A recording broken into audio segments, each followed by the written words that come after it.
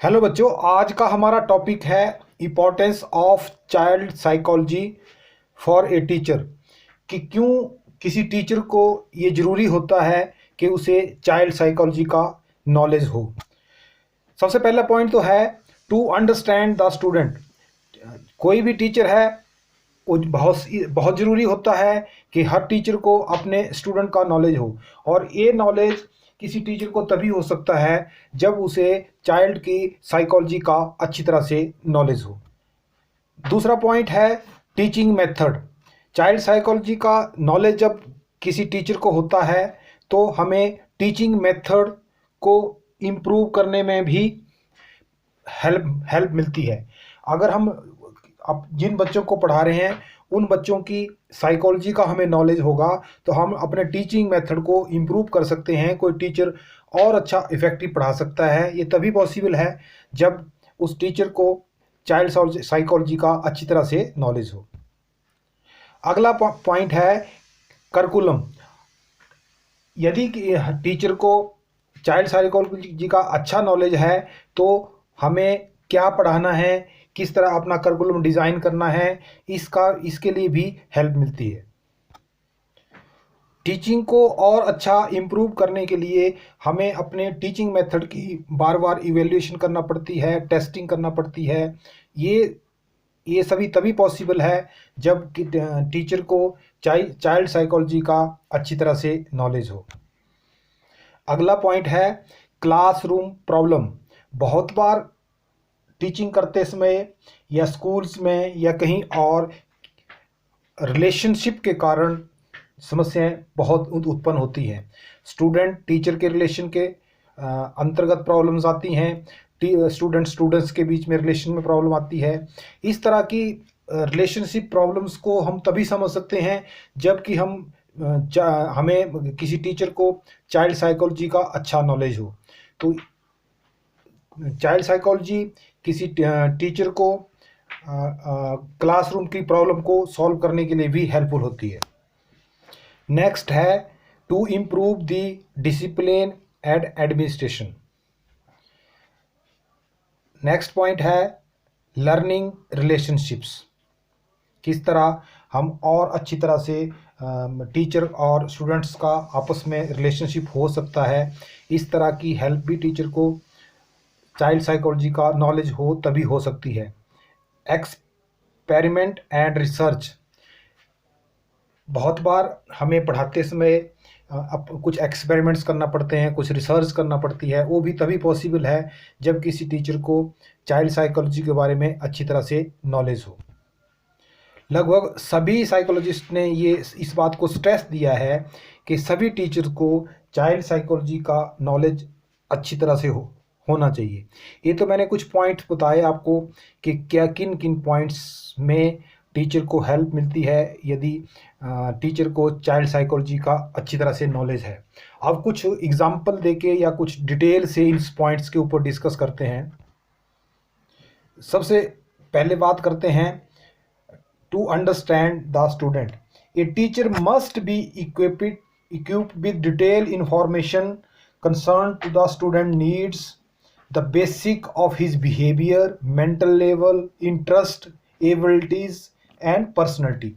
Teacher को अपने student के बारे में इन सारी चीज़ों का नॉलेज होना चाहिए कि हर टीचर कि किसी बच्चे की क्या रिक्वायरमेंट है, क्या उसका मेंटल बिहेवियर है, क्या उसके इंटरेस्ट हैं, क्या उसकी एबिलिटी है, क्या उसकी पर्सनैलिटी है, क्या उसकी स्ट्रेंथ है, इंटेलिजेंट है या स्लो लर्नर है। इस तरह की नॉलेज किसी टीचर को तभी हो पाएगी यदि टीचर को चाइल्ड साइकोलॉजी का अच्छी तरह से नॉलेज होगा। बहुत बार टीचर किसी डिफेक्ट्स को अंडरस्टैंड कर लेते हैं कि ये प्रॉब्लम है, इसलिए कोई स्टूडेंट लर्न नहीं कर पा रहा है। लेकिन उस प्रॉब्लम को, उस डिफेक्ट्स को, किसी बच्चे में कोई डिफेक्ट है उसको डील करने के लिए टीचर को चाइल्ड साइकोलॉजी का नॉलेज होना आवश्यक है। क्योंकि ये ऐसे रियल टाइम में बहुत से ऐसे एग्जांपल पाए जाते हैं कि हमें पता चल जाता है कि ये स्टूडेंट जो है इस फील्ड में कमज़ोर है या ये इसमें एक डिफेक्ट है। उस डिफेक्ट को तभी हम दूर कर सकते हैं यदि हमें चाइल्ड साइकोलॉजी का अच्छी तरह से नॉलेज हो। नेक्स्ट पॉइंट है to improve the teaching method. हम यदि चाइल्ड साइकोलॉजी का किसी टीचर को नॉलेज है तो वो अपने टीचिंग मेथड को और ज़्यादा इम्प्रूव कर सकता है।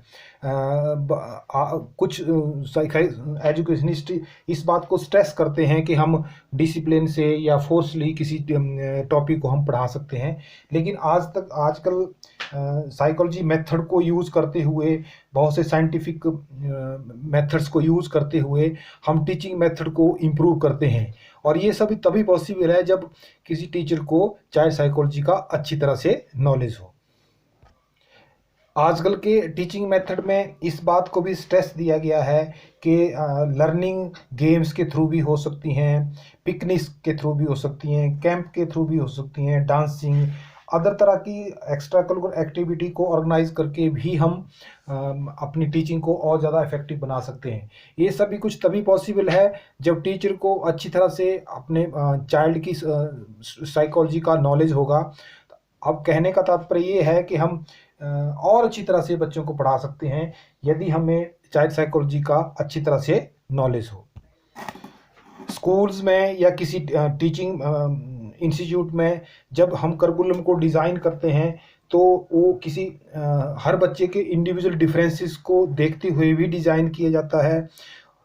अपने मोटिव्स को ध्यान में रख के भी डिज़ाइन किया जाता है। Values and principles of learning, ये सारा कुछ तभी पॉसिबल है जब टीचर को अच्छी तरह से चाइल्ड साइकोलॉजी का नॉलेज होगा, तभी वो अच्छा करिकुलम हम डिज़ाइन कर सकते हैं और हमारी टीचिंग और ज़्यादा इफ़ेक्टिव हो सकती है।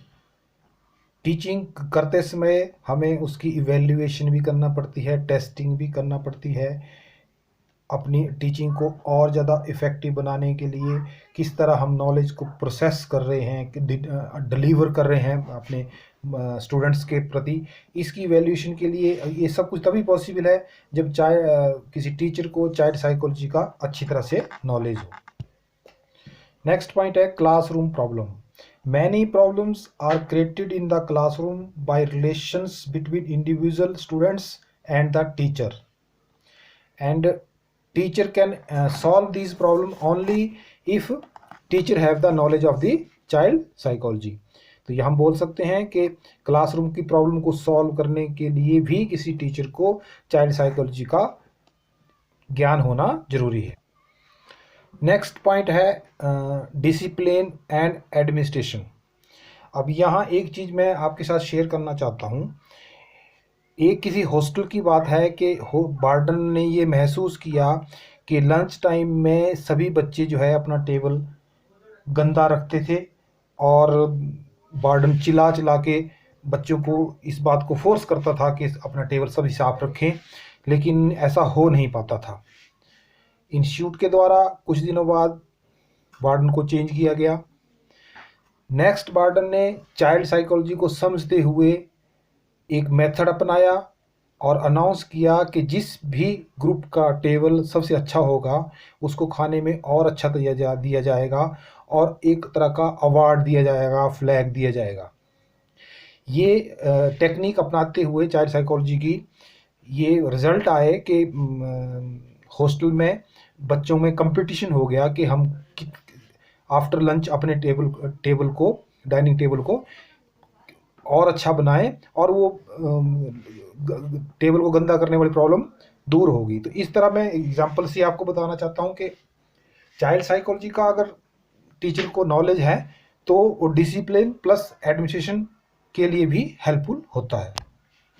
और इस तरह अगर सब कुछ ठीक रहेगा तो एक तरह के लर्निंग रिलेशनशिप बनते हैं, टीचर्स के और बच्चों में अच्छे रिलेशनशिप डेवलप होते हैं, प्रिंसिपल के टीचर के साथ अच्छे रिलेशन होंगे।